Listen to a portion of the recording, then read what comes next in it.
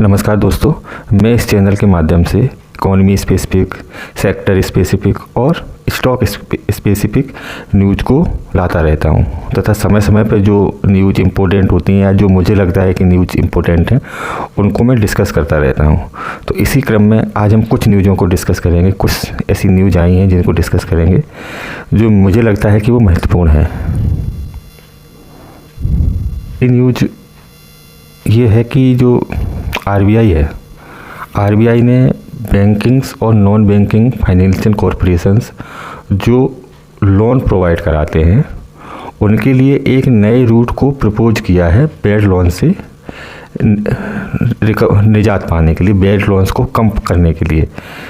जैसे कि पहले क्या होता था, जब बैड लोन्स बढ़ जाते थे तो बैड लोन्स कहाँ दिखते हैं, कंपनी के जो फाइनेंशियल रिपोर्ट होते हैं, बैलेंस शीट होती है, वहाँ पे वो बैड लोन्स दिखते थे। तो ये इन बैड लोन्स को कम करने के लिए कंपनियां क्या करती थी, जो एआरसी है, एआरसी के माध्यम से अपने बैड लोन्स को कम करती थी। तो ये बैड लोन्स एआरसी क्या होती हैं, एआरसी एसेट रिकंस्ट्रक्शन कंपनी होती हैं। ये कंपनी क्या करती हैं, जब कंपनी के बैड लोन्स एनपीए बढ़ जाते हैं तो उन एनपीए को ख़रीदती हैं डिस्काउंटेड प्राइस पे और फिर उन बैड लोन्स को उन जो एनपीए को वसूलती हैं।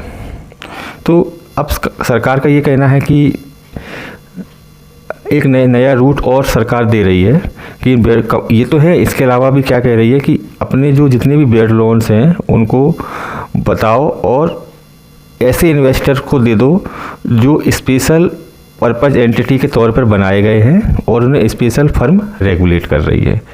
मतलब कि अब जो बैड लोन्स हैं, जो स्ट्रेस्ड बैड लोन हैं, वो एआरसी के अलावा अब ऐसे इन्वेस्टर को भी बेचे जा सकते हैं जिनका काम एक उसी उद्देश्य के लिए हुआ है, स्पेशल पर्पज एंटिटी हो सकता है, लोन रिकवरी के लिए हुआ हो, सरकार करे या अन्य चीज़ों के लिए करे, और जो रेगुलेटेड होंगे वित्तीय संस्थानों के द्वारा।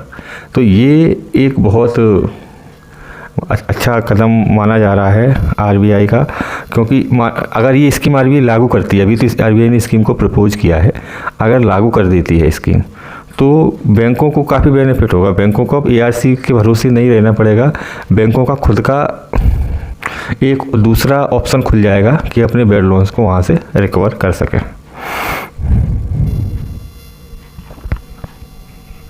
अभी एक खबर आई थी जिसमें ये बताया गया था कि कुछ इलेक्ट्रॉनिक्स आइटम है, जैसे कि मोबाइल फ़ोन है, लैपटॉप है, टैबलेट है, आईफोन है, इस पर जो अमेरिकन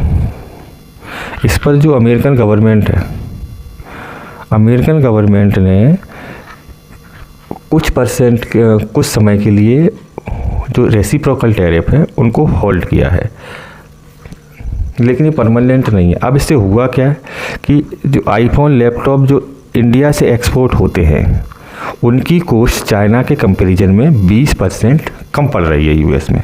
वो क्यों पड़ रही है कि टैरिफ जैसे लगाया था पहले, अमेरिका ने सबसे पहले जो टैरिफ लगाया है वो चाइनीज़ गुड्स पे लगाया है 20% करके, उसके बाद जो टैरिफ लगाया है फिर उसके बाद रेसिप्रोकल टैरिफ लगाए हैं। तो जो पहले 20% टैरिफ था चाइनीज़ गुड पर, वो एज इट इज़ रखा है। अमेरिकन गवर्नमेंट ने जो रेसिप्रोकल टैरिफ है उससे एग्जेम्पशन दिया है कुछ समय के लिए, लेकिन पर ये कितने समय के लिए दिया है अभी ये क्लियर नहीं है। तो ये बहुत ही एक वो है कि अभी भारत को 20% फ़ायदा हो रहा है, उसके सामान 20% सस्ते जा रहे हैं यूएसए में। अब देखो ये कब तक चलता है। तो ये खबर भी महत्वपूर्ण है, अगर चाइना पे वो 20% का टैरिफ रहा तो भारत को बेनिफिट होगा। अभी बीटीए भी, बायलैटरल ट्रेड एग्रीमेंट भी होना है भारत सरकार का यूएसए से, तो देखते हैं उसमें भी कुछ आउटकम निकल के आएंगे कि भारत किस तरीके से अपने टैरिफ्स को कम करवा पाता है।